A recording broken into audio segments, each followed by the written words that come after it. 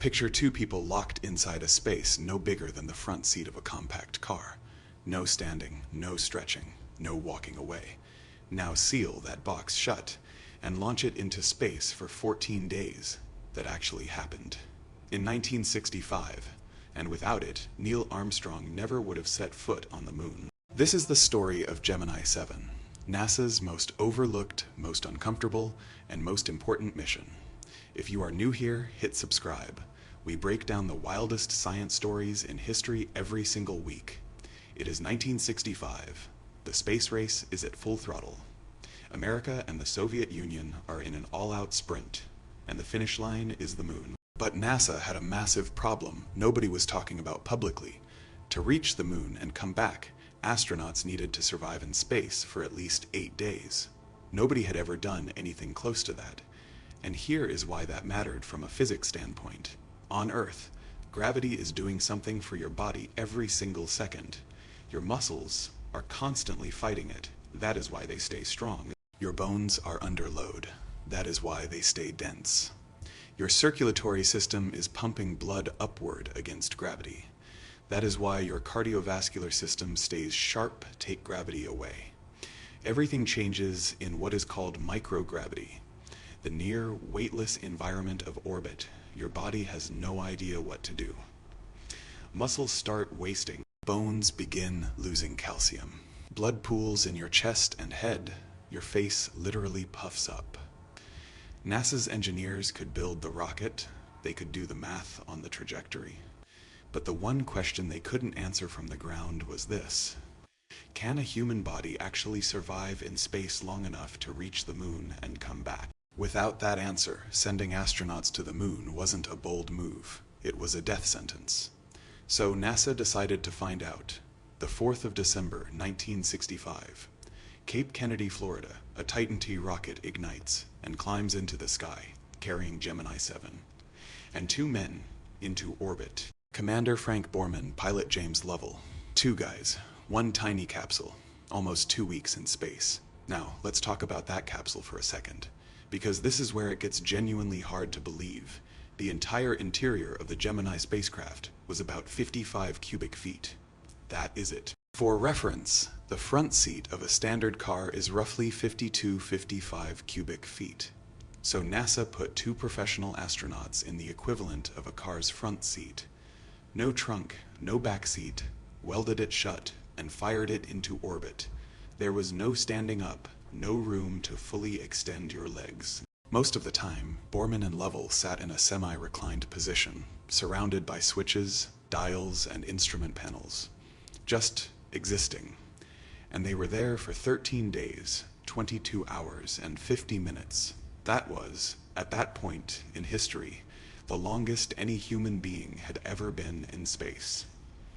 So what did you actually do for 2 weeks in a space the size of a car? Eating meant squeezing food out of tubes or eating vacuum-sealed packets.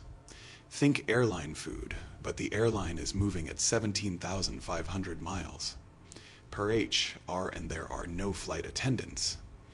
Sleeping meant taking turns, one astronaut catching rest while the other monitored systems. There was no separate bunk, no curtain, no personal space of any kind. And then there is the topic. NASA's PR team preferred not to dwell on. Bathroom facilities, there weren't any. Not in the traditional sense. All human waste had to be collected in specialized bags and stored inside the capsule. For 2 weeks, the air recycling systems worked, but by the end of the mission, conditions inside that capsule were, let's just say, less than comfortable. And in the middle of all of this, Commander Frank Borman got sick. NASA's records confirm it. He was genuinely ill during the mission, and he still didn't quit, because he understood what was at stake. Let's break down what NASA was actually studying, because the science here is fascinating. When you remove gravity from the equation, human physiology does 3 things that could be seriously dangerous on a long mission. First, fluid shift. On Earth, gravity pulls blood and fluids downward. In microgravity, that doesn't happen. So fluid migrates upward toward the chest and head. Your body reads this as too much blood volume. and starts flushing fluid out. This causes dehydration, cardiovascular stress, and that classic puffy astronaut face, second, muscle atrophy. Without gravity to fight, your muscles simply aren't needed the same way. They begin breaking down within days. Leg muscles are especially vulnerable. Without exercise countermeasures, returning astronauts can literally struggle to stand up. Third, bone density loss.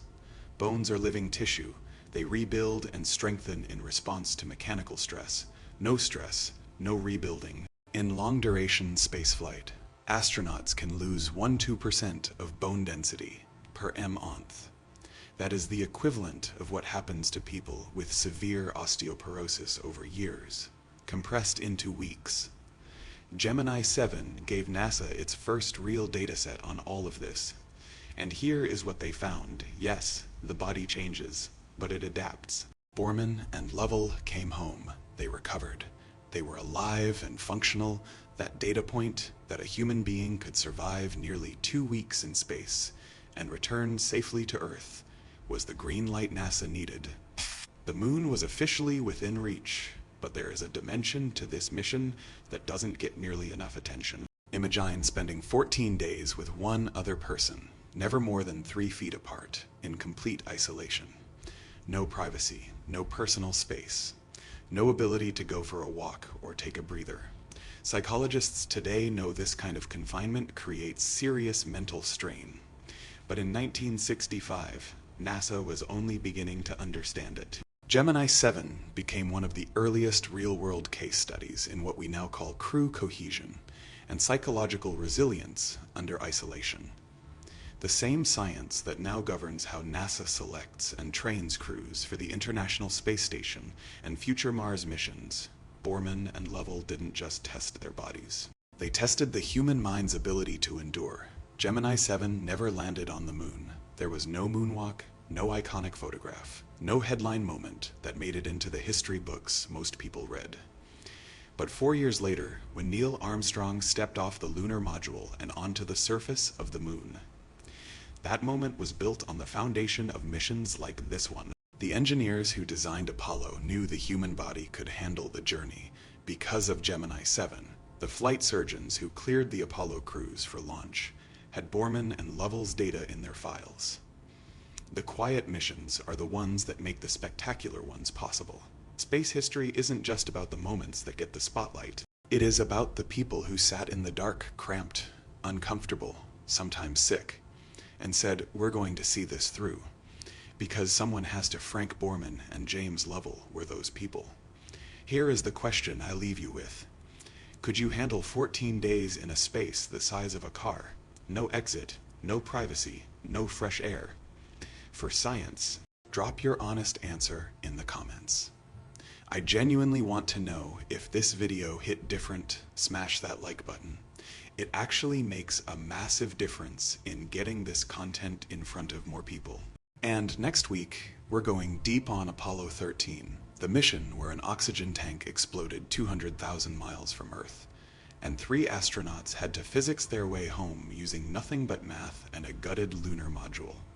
You don't want to miss that one. Subscribe so you catch it the second it drops. See you next week.